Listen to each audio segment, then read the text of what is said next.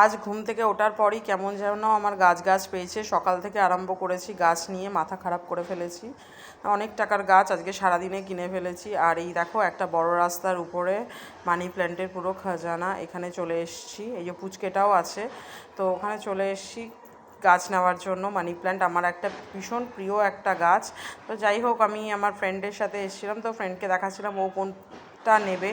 তো যাই হোক, সোজা গাছ টাছ নিয়ে একদম চলে এসেছি পার্কে মানি প্ল্যান্ট গাছ নেই, আমাদেরই সুবিধা হবে। আর আমি বাড়ির পাশে একটা অর্জুন গাছ আছে, ওখানেও আমি মানি প্ল্যান্ট গাছ পুঁতেছি, তোমাদের দেখিয়েছি।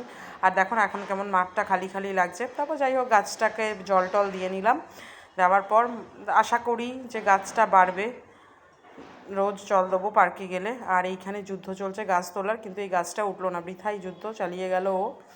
কারণ জল টল দিয়েও উঠলো না, গাছের গোড়াটা ভীষণ শক্ত, তাই জন্য গাছটা আর ওঠানো গেল না।